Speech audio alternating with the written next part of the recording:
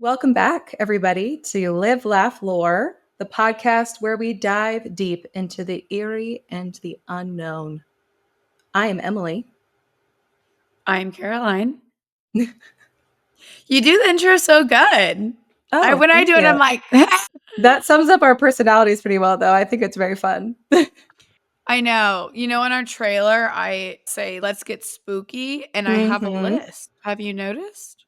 No, let's get I have spooky. not. I say it like that. Spooky. Oh. I thought that was on purpose. That was not on purpose. Oh, well, that was I like it. Oh, great. Yeah. Coming from somebody who has a list, and that's all I can hear whenever I listen. Speaking of listening to our recordings, we were just talking about if we actually listen to the recordings. I have to because I edit the episodes. Yeah. And all I hear is my list. It just really depends on my mood if I'm going to listen to it or not. I have to be in a state where I'm like, I'm so cool, and I'm going to. Yes, the confidence has to already be like. Yeah, or not, I'm going to pick myself apart. That's literally what I do every single time that we edit. Probably why the crying is happening so much. Mm-hmm. Now I think about it. Anyways. Well, the crying almost happened with these notes. Yes. For this episode. Oh my God. Yeah. Because they were extensive. What video game are you playing these days? Oh my gosh. I'm going in between so many. I think I've burnt myself out officially on video games for a little while.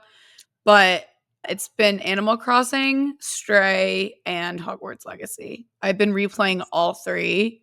I'm trying to get to completion on Animal Crossing because I haven't done that yet. But nice. Animal Crossing. Did I say Animal Crossing? Stardew Valley. Yeah. Stardew Valley. Why did I actually know what you were talking about? I know you know what I was talking about. Yeah. But I don't know why I said I haven't played Animal Crossing in years. The only game that I've ever replayed was a game called Road 96. Have you ever heard of that? Oh, you don't replay games? No. Oh my gosh. Yeah. I should them all the time. They're fucking expensive. I should replay them.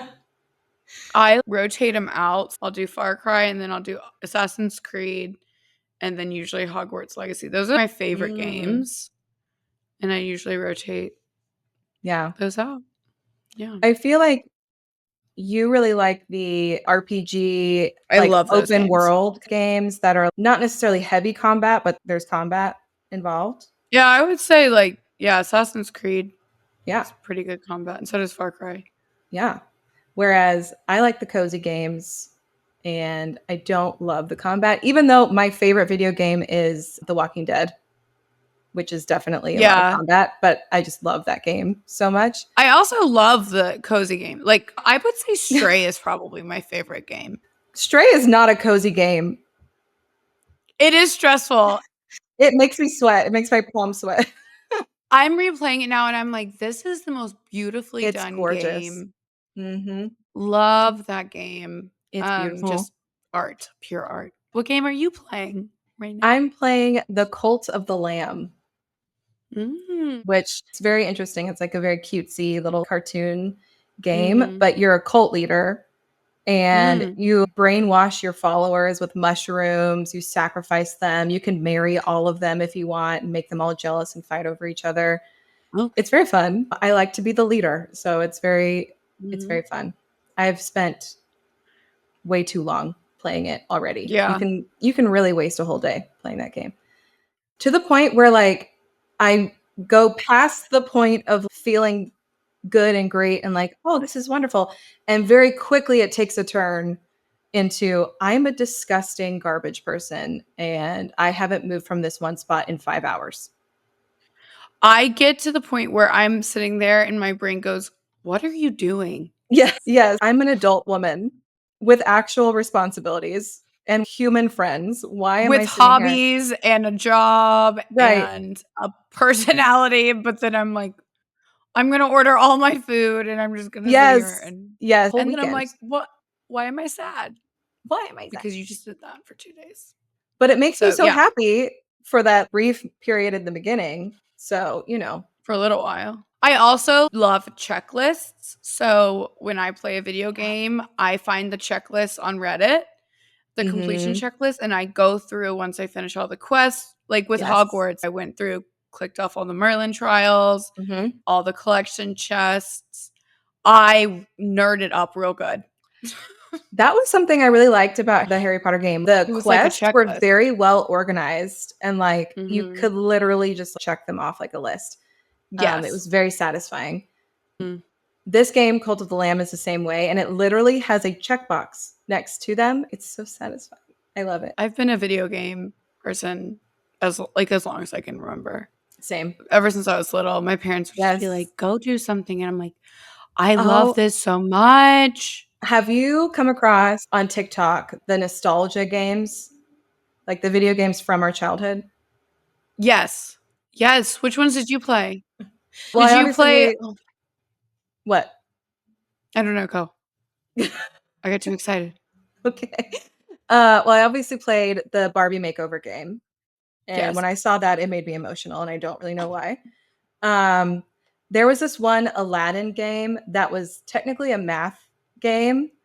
Okay. Nobody ever knows what I'm talking about, but there was this one game that you played that you organized jewels into a pattern, and when you dropped a jewel into the slot, it made this really satisfying sound that I can Mhm. still remember vividly in my brain.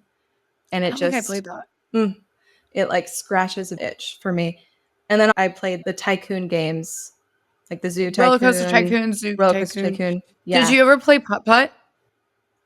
He was a car. he was a oh yes, yeah, yeah, yeah. Like I did. Putt Putt goes to the circus or Putt Putt Yes, goes to the zoo. yes, and you could repaint him. Oh, Yes, you could repaint him! yes, yes. I love Putt Putt. If anyone knows the character, he's got like a blue, almost like a superhero outfit on. He's got a Oh, Sam. Pajama Sam. Yes, that's the one. That's the Mhm. one. Yes. Yeah. Oh, I loved him. I remember my parents got me a computer when I was very young, and they would get me educational games, and that was Mhm. the intent. And then my mom would sneak in fun games. I started with Jumpstart first grade, and then there was like Barbie detective game, and Mhm. then Putt Putt, Easy Bake Oven. I had one that it was an entire Easy Bake Oven contraption that you attached to your keyboard.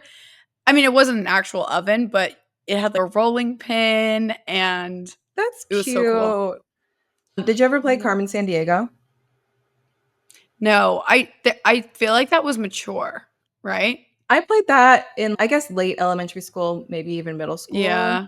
I I don't feel know. like my parents tried to not get It us stuff had like that. more of like a spooky, maybe not spooky vibe, but Maybe it that's had like why. a darker vibe to it for sure. Mm. Um, Yeah, because like Sims 2 was when they woohooed or whatever, it did the cutscene, oh my and God. my sister and I would like turn off the monitor really fast and looking at it. Like it didn't show anything, but we were like, oh my God. But I was like a child, and I was like, "This is Yes. wrong." And then This is horrible. Do you have like I feel like I have a very vivid memory, as does I think every girl that I've ever met who's grown up in this time, of like sitting in your family computer room. Every house had Mhm. like a computer room, and Yes. you and your friend sitting there sharing the computer while playing Sims. Come over Yeah, after that school, was we're gonna play The yes. Sims. Yeah, Mhm. that's girlhood. That was me and Anna, but we would just fight over it because we Yeah. wouldn't play together. "Your time's up, you've been up for an hour," and you'd be like, "It's Yeah. been loading the whole time." It's been loading the whole time. Oh my god. Yeah, me and my best friend in elementary Mm. school, middle school, high school, her name's Samantha. Shout out to Samantha. Known her forever. But I used to come over to her house and we would just sit and play The Sims for hours, like Mhm. through to like Yeah. the wee hours of the morning. And we would combine our names to make the names for our characters. Mhm. And obviously the woohooing was just constant Insane. all of the time. Oh, All of all the the time. time. All the Yes. time. All of the All the babies woohooing. just everywhere. It was very irresponsible behavior. And then we'd kill them all. And I liked when you could get them abducted and give them alien babies, though. I loved that. or when you could hook up with the Grim Reaper. I never did that. That was very fun. Yeah. I didn't know you could do that. Uh-huh. Yep. Oh my gosh. I love The Yep. Sims, man. I think it really explains why all of us are the way that we are. I always do the same story every time too. That's like whenever you have the choice games where you can either be good or evil. I never pick the evil one. I always pick the same one because I'm like, I don't want to be mean in my game with all these fake Right? You characters. try and give him the best No. personality. You don't give him the bad personality. Right. I've never made a sim with a bad personality.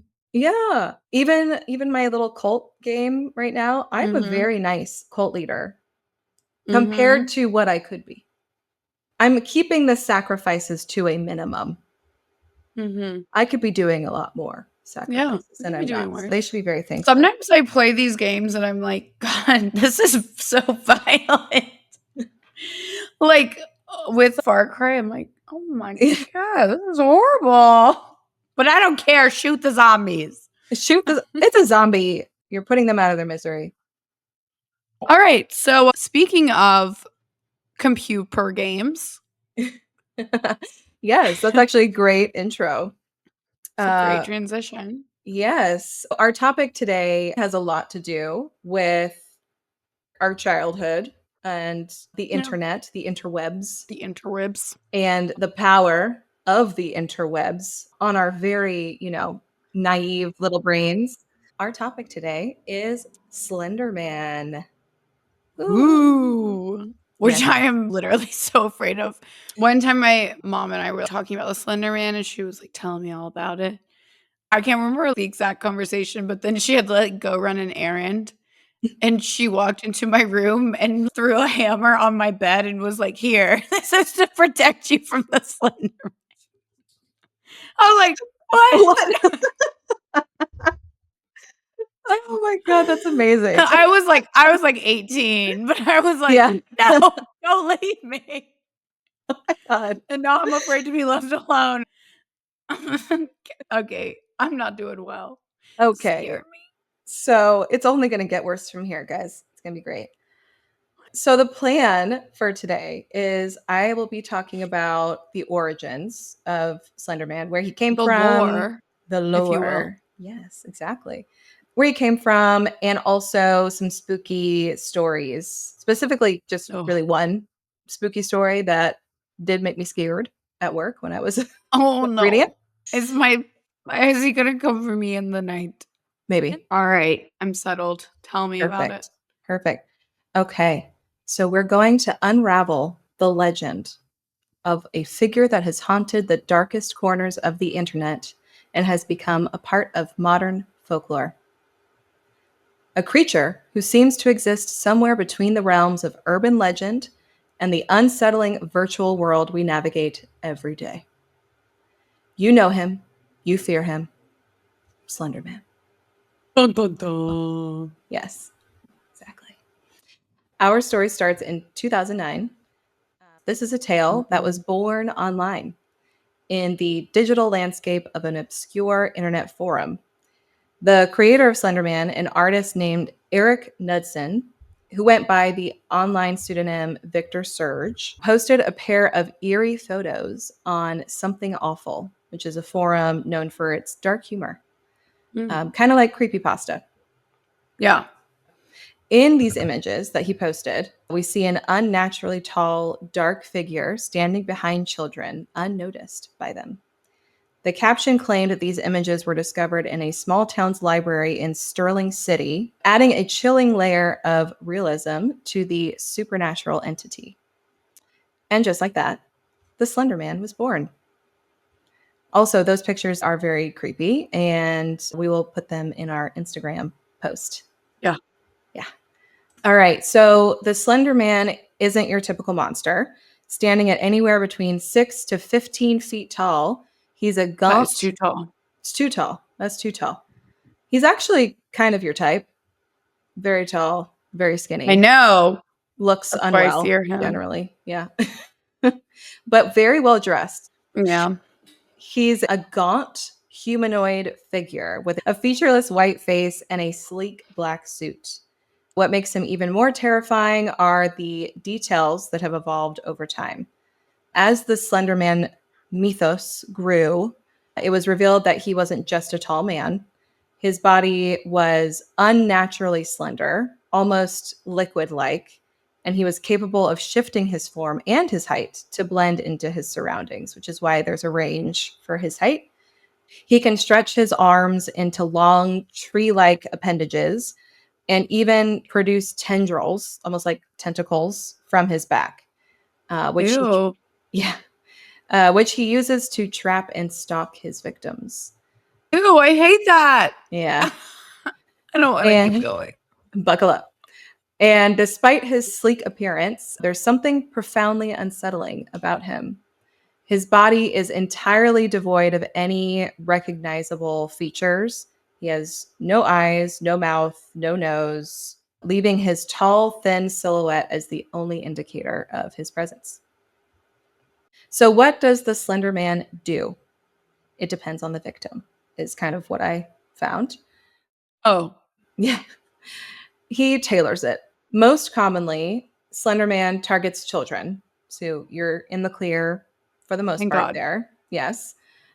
Specifically, children who are vulnerable and suffering from emotional or psychological trauma. So, really just kicking them Oh. when they're down. He is drawn to them, and they are also drawn to him, whether by chance or because they have intentionally summoned him through digital means.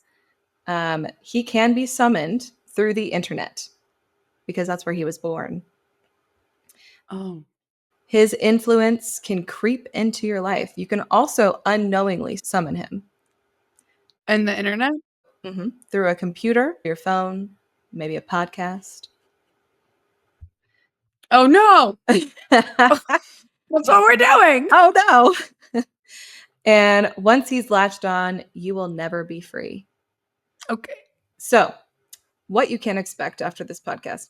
Victims begin to experience symptoms of what's known as slender sickness, which is a mysterious ailment that causes a range of psychological and physical effects. At first, they'll feel cold in warm environments, followed by unexplained illness that no doctor can diagnose. Nosebleeds, coughing fits, and even seizures are common.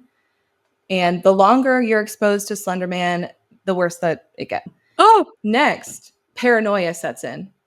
Insomnia takes Done. hold, and hallucinations begin to torment the victim, making them see Slender Man even when he's not physically there. As time goes on, the victim's personality starts to shift, memory loss creeps in, and the urge to find or hunt down Slender Man grows stronger. So you'll stay up all night researching Slender Man. Where is he? What has he been up to? I fear that we're already there. I think so. This path leads to madness, and for some, it ends with either a brutal death or a mysterious abduction into another realm. Uh-oh. So, Slenderman's ultimate goal is to take his victims to a place known as the Ark, which is a strange alternate dimension where time seems to warp and the abducted can only communicate with the outside world through dreams. And they'll present themselves as blue orbs. If you have any blue orbs show up in your dream, those are loved ones that have been abducted by the Slender Man. As for what happens in the Ark, that remains a mystery. Some say that it's a kind of prison, while others believe it's a place where Slender Man keeps his captives until he's ready to do whatever it is that he does with them. You can use your imagination there. So, how did this character evolve beyond just an image on an internet forum? How did he go from a creepy picture to a global phenomenon? Going back to 2009, just months after Slender Man was introduced, Troy Wagner and Joseph DeLay, two film students, created the first Slender Man web series called Marble Hornets. This found footage series, I think it was on YouTube, just a series Found footage. Of short videos filmed with a just cheap, regular home camera, told the story of a film student who abandoned his project due to the increasing terror caused by Slender Man. Gives very Blair Witch Project vibes, but an even smaller production. It did become a viral hit, though, and it spawned kind of a whole genre of Slender Man inspired web series, alternate reality games, and digital storytelling as a whole. It showed up on a ton of different forums. So, fast forward a few years, in 2012, a simple indie game called Slender the 8 Pages was released. Have you ever heard of this game? I've never heard of this game. I have not played it, but this came out when I was in college, and I was dating a guy who was very into video games. And so I would come over and watch him play video games, which I did enjoy doing because he played like Skyrim and games that were really pretty and interesting. This was not one of my favorite games that he would play because it scared the shit out of me, and I would force him to sit and watch cartoons with me after because it scared me so bad. And it was a very low budget indie game. Like, I looked back at pictures of it now, I'm like, how did this scare me? But essentially how it goes is players navigated a dark forest and you're trying to collect scattered pages. And the pages all have very cryptic notes on them written by children who have supposedly been abducted. And during this, you're being hunted by Slender Man. And you don't quite know where he is, and you are literally in the dark with like a tiny little flashlight, I think. And the game's creepy atmosphere and jump scares made it an instant hit. And when I say jump scares, this had a jump scare. I remember it vividly. I feel like I saw probably screenshots of it on Tumblr. I knew it was a video game, but I never played it. I never knew anyone that played it, but I definitely saw stuff on Tumblr. It is a great example of how it doesn't take a lot to be scary. Like, I feel like a lot of horror games, horror movies, they do too much and it just takes away from it, you know? This really played on the fear of being watched, the fear of being like not being able to see. It didn't have a crazy soundtrack or like crazy digital effects. It was very simple. It was just a blocky, tall dude that was chasing after you in the woods, but it was terrifying. Which is honestly so terrifying. That's what makes Slender Man so scary.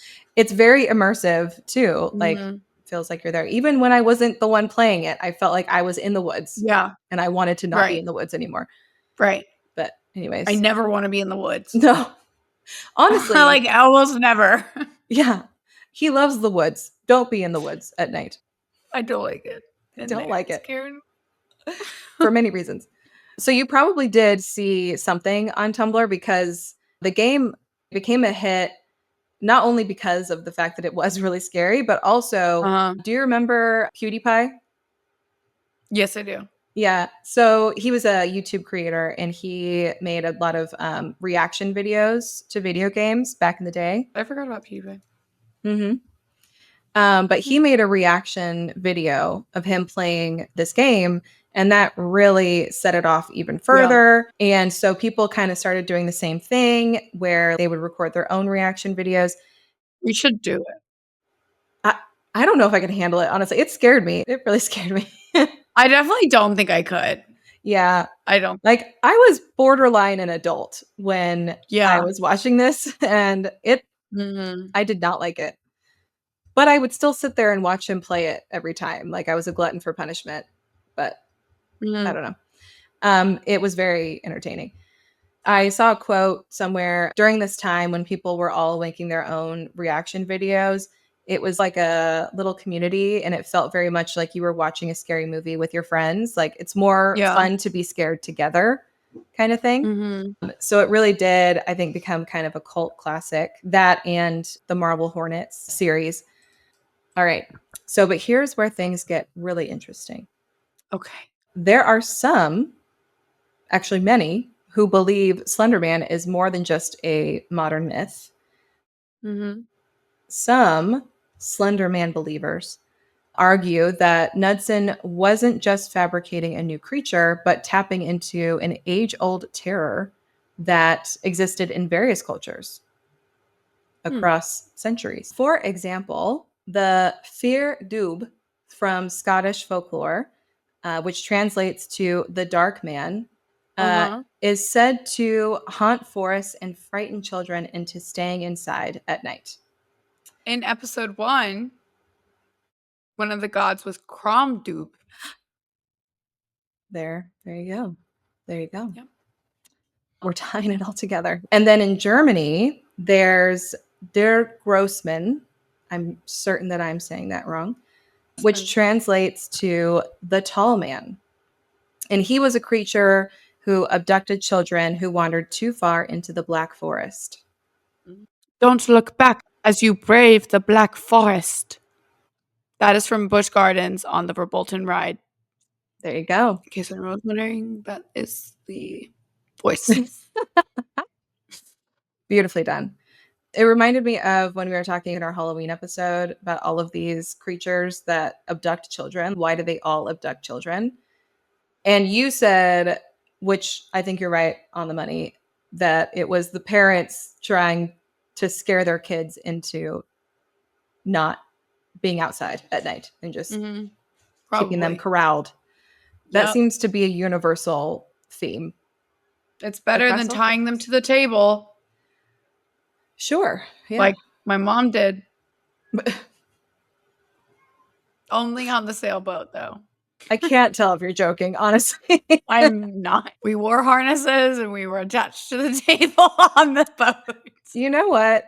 Good on her. But she could have told us a scary story and we wouldn't have had to be tied to the table. I feel like you would have still found a way into the ocean. That's why we were tied to the table. They made special harnesses. I mean, this wasn't something my mom crafted. They literally would tie. Honestly, that's just good parenting. I used to laugh at the kids that were like in Disneyland on a leash. But now that I'm older, I get it. Yeah. I get it, baby. I mean, a kid could easily fly off of a boat. Easily. Yes. And a kid can very easily get lost in Disneyland like I did thrice. Tell your kids scary stories. Tell them their legs are going to fall off if they go outside. Give them agoraphobia. We promote it. Okay. I don't promote the legs falling off trauma, but going back to my beats. I don't have children. Don't listen. Don't listen to a single thing I say. I don't have kids. But we do promote putting kids on leashes because that keeps us safe from your children as well. Yeah. And tying them to tables. Benefits everyone. We love it. Anyways, knowing all of this, what is Slender Man? Is he an alien, a demon, a daemon? Or maybe he's just a very twisted, fucked up creation of a collective conscious brought to life by the digital age. His true nature remains a mystery, one that continues to fascinate and terrify. What we do know is this: Slender Man is not just a character from a forum post. He is a symbol of our deepest fears, of the unknown, the unseen, and the things that lurk in the dark corners of our world. The scariest thing is that's what fuels everyone's fears, the unknown, right? The unknown, yes. I mean, just in everyday life, the unknown controls everything we do, right? So that really is a good way to tap into people's fear. Yeah. Yeah. There was a quote that I saw online. He said something along the lines of, Slender Man isn't scary because of what's been written or because of what we know. Slender Man is scary because there's so many unknowns. That's so true. Exactly. His motives are very unclear. What actually happens to you if he takes you is very unclear. Nobody's kind of nailed down on that. Yeah. But as the internet continues to evolve, so too will the stories of Slender Man. It is still a very active topic on all of the forums that I looked into. There is a movie, and there were many more video games that came out too after the 2012 version. So definitely still something that interests us mortals very much. So speaking of stories, I did want to share a story that was written by a Reddit user named Stillakilla, who posted a particularly terrifying Slender Man story back in 2012 on the no sleep thread on Reddit.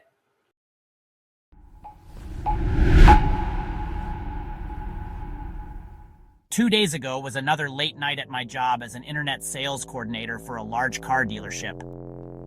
I don't have a car, so I always get rides with my coworkers or my boss, who all treat me like their little brother. The usual late customer stays until it's past closing, and we're able to leave when they finally finish negotiating and started signing.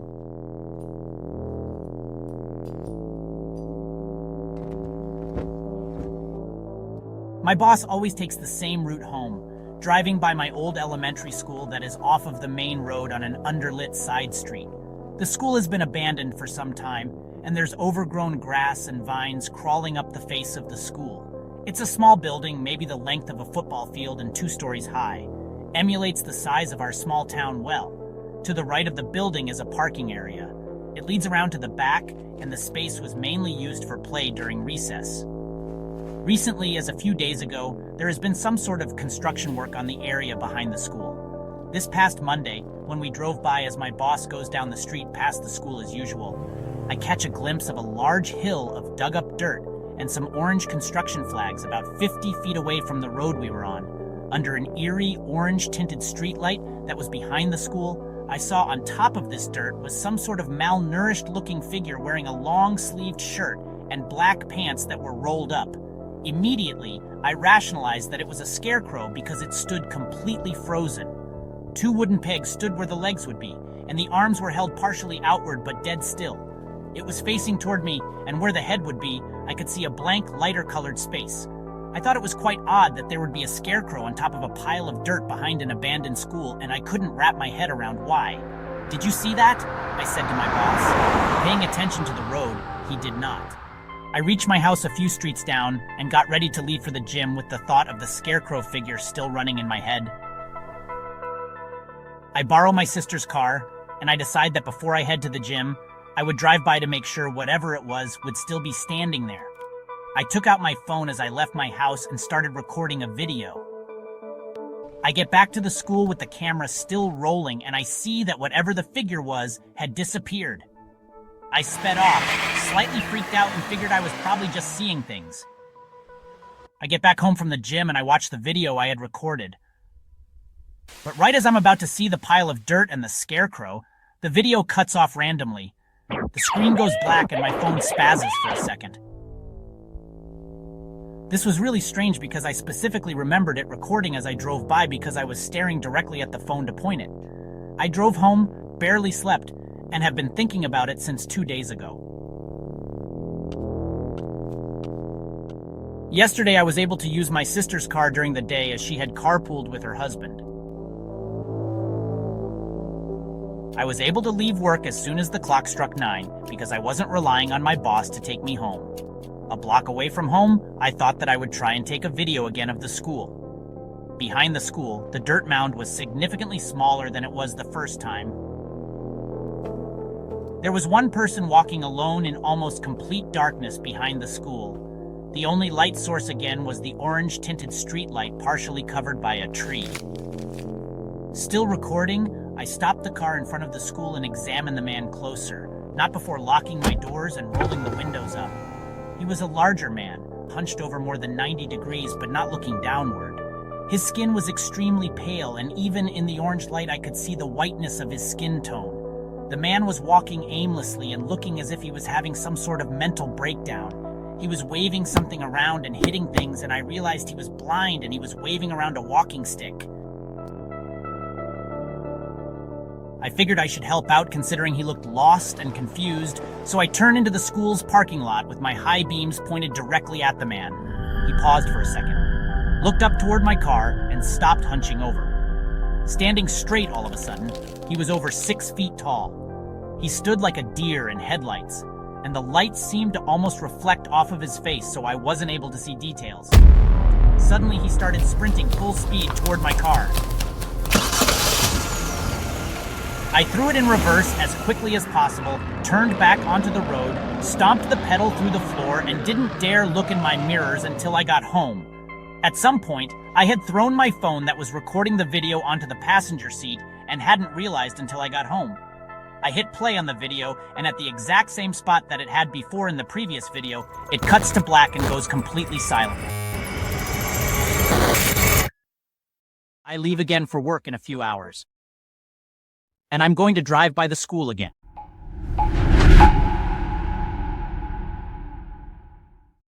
Ooh, that's creepy. Yeah. Very well could just be a blind man that is not mentally doing very well, but very tall. That line specifically, that's what got me. I was like, oh, don't love that image. Don't love that. Mm-mm.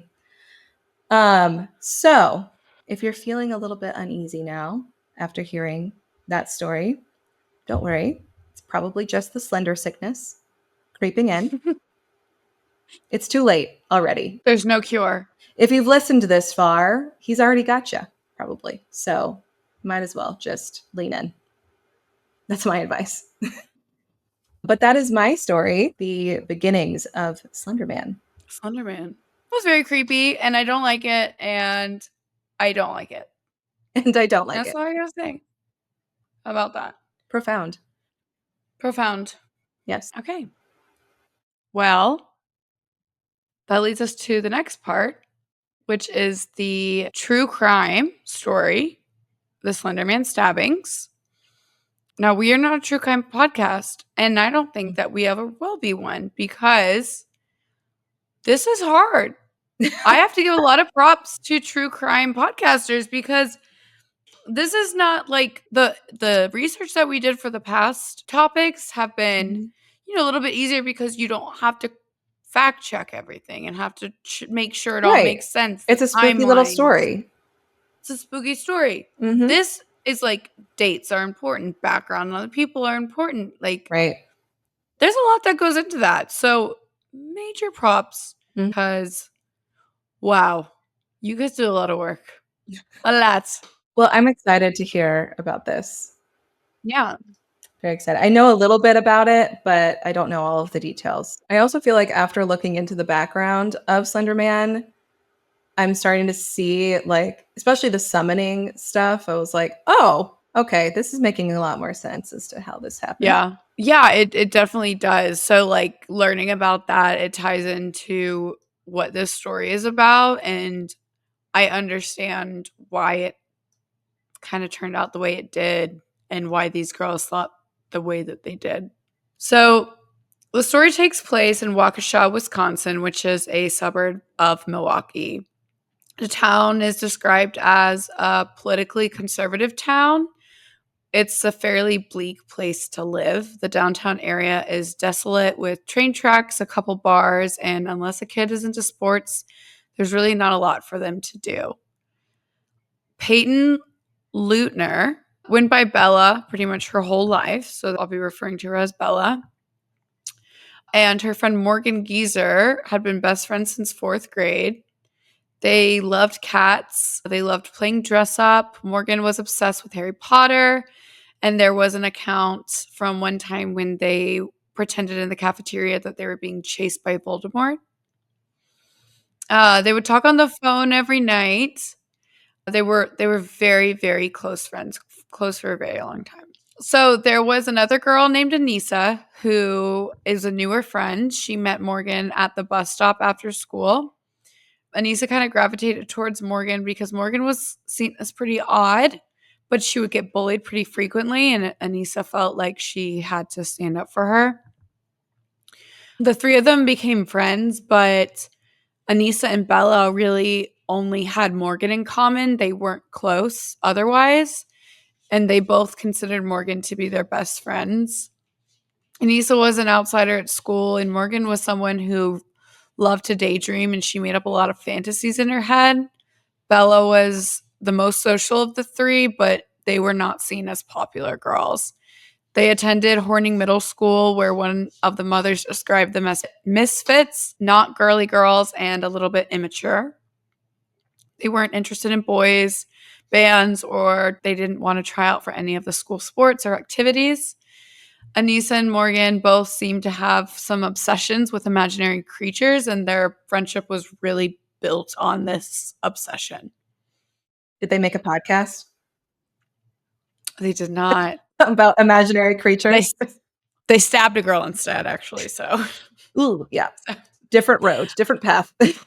spoiler alert. So, Morgan had a love, particularly for Snape and Voldemort. She referred to Voldemort as Voldy. She also loved Spock. She liked him a lot because he was kind of like a role model for her to suppress her emotions. She kind of mimicked this after him. Teachers referred to Morgan as odd, and she would reference herself as creepy and say she was a mental case. One teacher said that Morgan sometimes engaged in inappropriate attention-seeking behavior, like barking like a dog or catching insects and then flinging them at classmates. Did you do that? Yeah. You did? I You would catch flung roly-polies. No, I wouldn't throw them at people, but I would catch roly-polies and I would like put them on the person. I don't think I ever threw them at people, but I did know people that would fling them at me. yeah, I did eat them to scare the little Really? boy. It grossed them Oh, out, and I no. thought it was funny, so I would eat them. Okay, I so didn't see it anymore. while I was doing this, I was like, Emily's gonna be like, I'm like this girl. You are not like this girl. You don't want to be like this girl. I Okay. know, She I has know. serious, serious mental issues. We would have connected on a few topics, but yes, Yeah. I'm assuming that at Totally. a point it does break down. So So the teacher who said this about her, being a little bit odd, she did speak to Morgan's mother about her behavior, and Morgan was briefly suspended because she brought a hammer to school. oh, But although she did these things, the teachers really didn't seem too concerned about her. Her grades were fine. She had an average IQ. She was curious and attentive in class, and she always did her homework on time. So, other than the strange behavior, it really didn't raise too many red flags.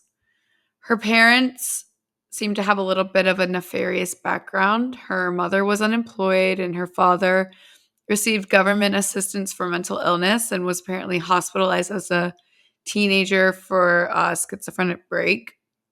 Their home was apparently decorated in a very gothic style. And both parents' social media was like covered in metal music and like fairy paintings. So they were definitely like an odd bunch. okay. I would like to say gothic aesthetics and metal music does not a murderer make.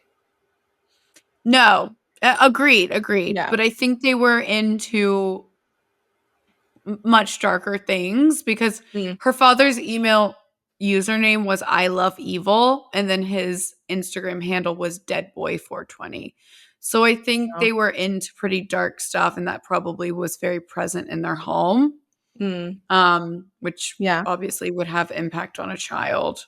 sure. I love evil is not. I mean, yeah. I mean, I get it. I get it. I will Yeah. say the people I have known that have been, quote, goth are some of the most loving, like gentle people I've ever met. I'm not saying that you're saying something different, but there must have been some intent behind That that. Like I think is exactly what you're right. what you're saying. Yes, Yeah. that's what I'm saying. I think there was Yeah. some intent behind it. I don't think it was just I think there's a difference between being creative and liking dark Yes. things and Actually being a truly bad person. being immersed. Yeah. Yeah. So then we had Anissa, who lived with her parents until they got divorced the previous year before all of this went down. But she was pretty upset about it, obviously feeling depressed after. Her mom worked the night shift and would pick her up from school at the bus stop and keep her until her father would come after work to get her. Like I said before, they met at the bus stop and Morgan got bullied frequently, and Anissa once punched a boy who got too close to Morgan. Anissa was the one who first encountered the Slender Man. She encountered him as a secondary character on a Minecraft video, and a friend then pointed her in the direction of creepypasta. There, Anissa was drawn to the Slender Man, Zalgo, which was a super evil entity, and Jeff the Killer, which was a character based on an actual murderer. Anissa introduced Morgan to the Slender Man around October 2013. They got so immersed in this, they began to believe that the Slender Man might actually exist and they kind of got their hopes up that he was real and they had gotten, a connection with him. Yeah, to add to that, Mhm. when I was doing the research for this, the forums online, even though Yeah. we know that those Right. stories are fictional, they're a Yeah. creative outlet for people to write very creative Mhm. stories. They sound real. They sound I know. very real. There is They such do. a twisted web of like canon events mixed in with the Slender Man lore. Yeah. They have stories all the way back to the 1800s. There's a whole like timeline. And if you're a young girl, you might not know how Right. to decipher the difference. Exactly. If I was their age, I 100% would have thought this is real. Yeah. I mean, 100%. was I a delusional 13-year-old? Yes. Absolutely. Yes. Yes. I mean, in different ways, I just thought I was going to marry Nick Jonas. Yeah. But, Yeah. I mean, that's a delusion. Yeah. Because I'm probably not going to. Yeah. Yep. So, Anissa and Morgan, they seem to share this obsession with imaginary play and fantasy. And they kind of used it to build a world that felt more exciting than their reality. It almost gave them like a sense of power. And while fantasy play is normal for children, for tweens, it's kind of like a coping mechanism. It's not always helpful, but it can be. So the Slender Man seemed to be the most powerful and compelling of the characters that they fantasized about, and they just went with it. In Morgan's bedroom, there were 50 drawings found that were explicitly referring to the Slender Man with captions in all caps like, "Never alone, and he still sees you." Around late December or early January, they had gotten so into the lore of this that Morgan proposed that they kill Bella to become proxies of Slender Man. Do you know what that meant to them, like, to be a proxy? What does that mean? To, like, be in his favor or something, or Yeah, I think be one of his people or like to be with him. I think that was what they wanted to get to. They wanted to make him happy and appease him. Mhm. I guess become a proxy, like someone who carried out his deeds. Gotcha. Okay. Mhm. So on Friday, May 30th, they celebrated Morgan's 12th birthday by going to Skateland, which was a local roller rink. That's really hard for me to say, roller rink. They were just babies. Ugh, They were sorry, that so just hit young. me that they I were so know. young. Oh my god. They're literally just girls. Oh my god. They went back to one of their houses for a sleepover. And later, it was recalled by Anissa that Bella had accidentally kicked her in the face while they were lying in bed, and Anissa kicked her back in retaliation. The next day, the girls woke up. They played dress up. They ate breakfast, and then they went outside to play. They set out for David's Park, which was a park close by. And Bella walked ahead, but Morgan and Anissa lagged behind. Morgan pulled up the left side of her jacket to show Anissa the thin knife that she had stolen from the kitchen. It was a knife that was probably used to cut vegetables or steaks, so it was a smaller knife. David's Park is a green and grassy field. It's about the size of a city block, and it has some public restrooms on the northeastern edge. They went to these bathrooms, went inside, and Anissa and Morgan first attacked Bella there. Morgan tried to restrain Bella, and Anissa half-heartedly pushed Bella's head against the brick wall, but they couldn't seem to go through with it at the time, and then Morgan began to cry. And since Anissa was pretty protective of Morgan, she sent Bella out of the bathroom and began to console Morgan and pet her like a cat. Anissa then proposed the idea of playing hide and seek in the woods, of which Bella agreed to. I don't know why she agreed to it after she'd just been attacked, but she did. And so they went pretty far into the park. They tried to go to the other side away from people. Now, this park wasn't in a secluded area. There was like a Walmart on one of the edges, but it was far enough away from people at this point that they felt comfortable doing this. So they began to play hide and seek. Morgan counted first, and Anissa and Bella hid. Morgan handed Anissa the knife, but Anissa handed it back and said she just felt too squeamish to stab Bella. And Bella was crouched down at the point in the dirt and she was playing with flowers. Morgan said to Anissa, "I'm not going to until you tell me." Anissa started to walk away, stopped, and said, "Kitty now, go ballistic, go crazy." Anissa heard Morgan say, "Don't be afraid, I'm only a little kitty cat." Then Morgan pushed Bella and stabbed her 19 times in the arms, legs, puncturing her stomach, liver, and pancreas, and narrowly missing a major artery in her heart. This was Morgan 19 times. to Yes. Bella. So Anissa at this point has not done. She hasn't stabbed at all. That's very surprising. Not you what think I so? expected. I don't know. I guess I expected Anissa to be at least the instigator of like being the first to physically do something, but it was Morgan's idea. Oh, I thought you said it was Anissa's idea. Okay. No, it was Morgan's idea that she proposed. Anissa was the one who found Slender Man initially, but Morgan was the one who lived in, the home that was pretty dark and everything. Yeah. Okay. I gotcha. So, yeah. I was curious which one you thought would be the instigator. Because I did actually think it was going to be Anissa initially, and then I read it. I listened to my own bias and did not listen to you telling me that was Morgan's idea. Yeah, I assumed it would be Anissa, but yeah, I thought so too. But as the story went on, it kind of took a little bit of a different shape. So while this was happening, Bella screamed and shouted, "I hate you. I trusted you." She tried to get up and walk away, but Anissa took her by the arm and then dragged her deeper into the woods and told her to lie down. Morgan tried to dress Bella's wounds for some reason, but just decided to run away instead. They ended up at that Walmart, which was just across the park, and washed up in the sinks, filled up a water bottle that they had, and they wandered around town for hours, passing a cemetery, crossing train tracks, and then resting at a furniture store where they were giving out lemonade. They tied belongings into bandanas. They were pretty serious about their plan at this point. Anissa stated that we were probably going to be spending the rest of our lives with the Slender Man, and so she brought photos of her family so she wouldn't forget.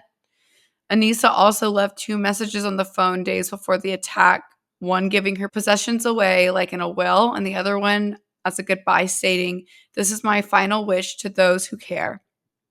Do not grieve my absence, but remember me for who I was. I love you and cherish you all and wouldn't do you any harm." Right after the attack, Morgan was surprisingly calm. Anissa was a mess. She started freaking out. She couldn't believe what they had just done, but Morgan was composed, and she confessed that she had made a side deal with the Slender Man via a private telepathic conversation. Morgan promised Slender that if they failed to go through with the murder, that Slender could have his way with their families. Anissa continued to fall apart, cry, and she said she no longer wanted any part of this. She wanted to call her mom and go home. The girls were found sitting in grass near an entrance to the interstate by police. Police then found Bella crawling into the road. She was discovered by a cyclist and had to be taken to the hospital, and she had just enough time before the anesthesia took effect to tell the police what happened. So she lived? She lived. Oh, okay. Yeah. Okay. I know. So at the police station, Anissa confessed to everything. She wanted to be helpful and she wanted to do a good job, and she fills them in on essentially everything. She says that she maintains that she did not stab Bella at all, that it was Morgan's idea, and she kind of seems to come to terms with what she's done, and she finally seems to realize that Slender Man really is just a character online that teenagers feed into, and that none of this is real. Reality seems to set in at this point for Anissa. Morgan is the total opposite. She begins blaming Anissa, saying that she was the one who had the idea and told her to do it. She can't seem to recall who actually did the stabbing and doesn't tell the police that it was actually her, and she barely mentions the Slender Man. It was only when Anissa brought up the Slender Man in her interview when the detective came in and started asking her about it. Eventually, she asks the detective if she will rot in jail and says, "Please don't cut off my head." At the end of the interview, Morgan is left alone with a container of takeout food. She begins nibbling at the food like a cat crouched in the chair. She takes one fry and holds it up like an asthma inhaler, and then takes a couple more and makes them like dolls and makes them dance. So, after being arrested, Morgan was examined by many psychiatrists and psychologists who concluded that she is likely schizophrenic, but this is an extremely rare diagnosis for a 12-year-old. The experts didn't seem to think she was faking it at all, although people in the town did believe that she had a flair for the dramatics. But I mean, she's 12. and I think it's interesting to like draw the comparison between the symptoms of the Slender Man, right? Like you stated, and this girl who is obviously very mentally ill and probably does have schizophrenia. She probably thought that that's what was happening to her, and she actually was a proxy of the Slender Man. So she stated to the police that it was all very weird. She felt no remorse, and she still has this idea that it was all necessary. She recalled the moment when she was stabbing Bella, saying, "Stabby, stab, stab, stab." It didn't feel like anything at all. It was like air. So the girls were charged with attempted murder in the first degree, and they were tried as adults, even though they were 12 years old. But that's in accordance with Wisconsin law, and they determined that they needed to be tried as adults. Morgan was transferred to a state mental hospital in 2016 to receive treatment for schizophrenia, and she pleaded not guilty because of insanity. But before she could be tried in front of a jury, Morgan reached a deal with the prosecutors and pleaded guilty in September 2017, saying that she wouldn't be held criminally liable and would continue treatment in a mental health facility. In February 2018, a judge sentenced her to a maximum of 40 years. She's still there. It said that her mental health continued to decline, and she's obviously very sick. So Anissa pleaded not guilty initially by reason of mental disease, but then a year later, she pleaded guilty to a lesser charge of second-degree homicide rather than first-degree murder. In 2017, a jury found her not guilty by mental disease, and she was sentenced to 25 years. In 2021, the judge found that she was no longer a danger to herself or others and was granted conditional release. Initially, she had around-the-clock GPS monitoring, supervision, and she had all of this until the age of 37. But in 2023, the judge removed the GPS stipulation, and now she's working to start rebuilding her life and, living a relatively normal life after being in prison and committing murder or being an accomplice. Bella survived the attack after a very extensive surgery, and she has a clear outlook on life. She's since graduated high school, pursuing a career in the medical field, and I believe she is in college now. But it is really crazy, like, when you look at the photos of these girls being, like, they were so young. They were, it just reminds me of being a teenager, like, acne, glasses, you look like you're just a baby. Yeah, I know. Yeah. It's really crazy, and it's really it's very sad. But I do remember, I mean, obviously having a mental illness like schizophrenia would make this way, way, way worse. But I do remember being a 12-year-old girl, you're in that period of life where nothing makes sense anymore. No. Like everything is changing about yourself, about your dynamics with your family, your friends, like schools, like just everything is different. And so reverting into some sort of fantasy life. Yeah. So, I mean, we were just talking about it with Sims. That's exactly what that was. Oh my gosh. Yeah. Yeah. It was it's just to a different degree. Exactly. It was a way of getting control, like you said. And they were so young. I mean, like, not to kill when you're that age, 100%. Yeah. But they were obviously on a path that was dark, and they, you're hopeful for teenagers to have that support system. I'm not I don't feel sorry for them, but I think sometimes you have to look at it both ways. Things aren't so black and white to say, like, they're horrible people. But that is the story of the Slender Man stabbings. Very interesting. Well, I hope that Bella lives a long and happy life. And me too. I hope that, honestly, I hope that the other girls also get the help that they very much need. Absolutely. Anissa has. Yeah, and it sounds like, if I understood you right, Morgan is still in a mental health facility being treated actively. Okay. Correct. That's good. That's good. Yeah. Well, very interesting stuff. Yeah. Yeah. Like Caroline said, we are not a true crime podcast. There will be times where it sprinkles in every here and there, I'm sure, but that is not. And we'll not do another one of these for a while. This is quite difficult. Yeah. Definitely a lot more research that goes into it. So yeah. I had it easy for sure. Hopefully I did it justice. I think you did. If you enjoyed listening today, please subscribe, rate, review, depending on what you are listening on. We are on YouTube, which we link in the show notes, and you can also find the link in our Instagram, which is livelaughLore_pod. We're also on Apple Podcasts, Spotify, Amazon Music, wherever you can get a podcast. We are on it. Yep.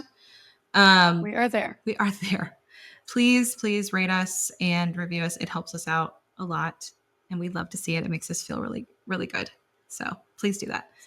And then also, if you have any stories of your own, it could be about Slender Man. It could be about any of the topics we've already done, or it could be about whatever you feel like. We would love to hear it. So feel free to send us a message on Instagram or send us an email at podcast.livelaughLore@gmail.com. Yeah. Okay, cool. Yay. Yeah. Awesome. Bye. Thank you, everybody. We love you. I love you. Sweet dreams tonight.